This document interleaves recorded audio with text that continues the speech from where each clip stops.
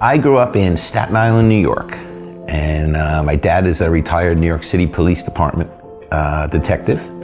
My mom was a legal secretary. So I came from a very blue collar, we didn't go out to dinner much. We didn't have a lot of the luxuries in life, but good, hardworking people. I went to college in New Jersey at Rutgers, and then I moved to Hoboken and kind of been in New Jersey ever since. Grew up in Staten Island, New York, and went to the same high school as Joe. Honestly, the first time I was on a plane was when I was in high school and we played a football game in Ohio. I was lucky enough to get a scholarship to go to college for football. I went to Syracuse University. In college, I was working during the summers in the currency market. I was working for a brokerage firm during vacations and summertime. It had nothing to do with what I went to school for, and just happened to get a job and stuck with that job for 23 years. We met in that industry. So our goal, even though we didn't know each other, was let's get to Wall Street, because those are the people who had a little extra money. Paid well, but kept us out of the house for long periods of time and didn't enjoy some of the things that we should have enjoyed. At our desk at 7 a.m., in a full suit and tie, clients would come in from overseas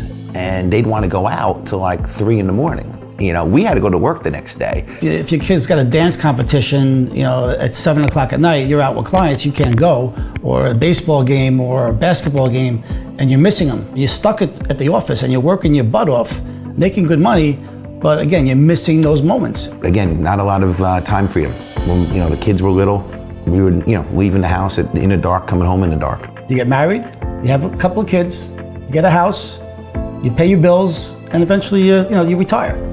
It's not like that anymore. We were just like getting let go one by one. It was like picking us off one by one. And I was working for 23 years doing it, making a lot of money, and I got a tap on the shoulder. They said, listen, we can't pay you anymore. I put in 10 years. It's like, it's like serving a sentence. I did my 10 years. I could have just stuck around another 5 years, but I was like, you know what?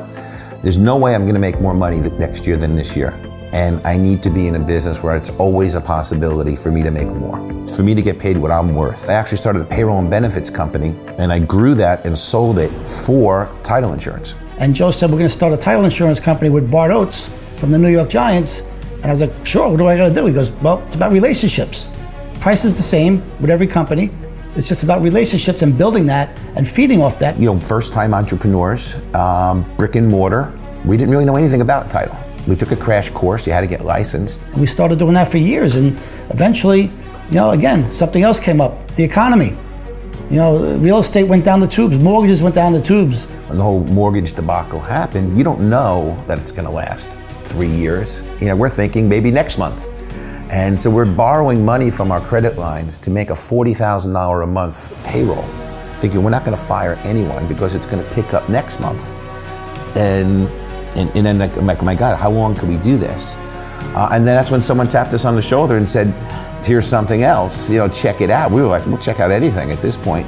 Network marketing, we were born to do network marketing, but we never actually gave it any credibility. We were those guys like, no thanks, no thanks. I would never do it. We actually had a guy in foreign exchange, and he'd walk in with a bag full of stuff.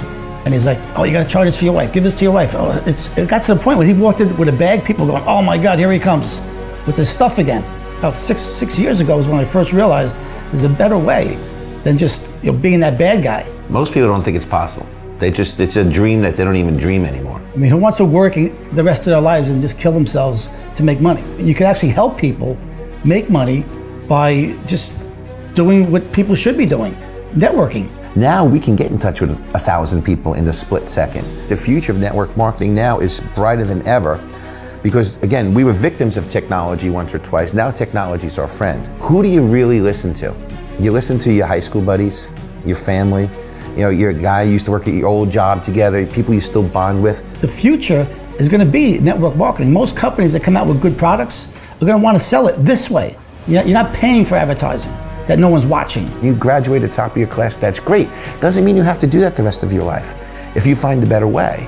I am Frank Marone. I am a father, I am a husband, I am a goal achiever, and I am a network marketing professional. I am Joe Occhio-Grosso, and I am a proud father. I am a good friend to many. I am a business leader, and I am a network marketing professional. Ladies and gentlemen, my wish for you is that you will become a network marketing professional. You will decide to go pro. Because it is a stone cold fact that we have a better way. Now, let's go tell the world.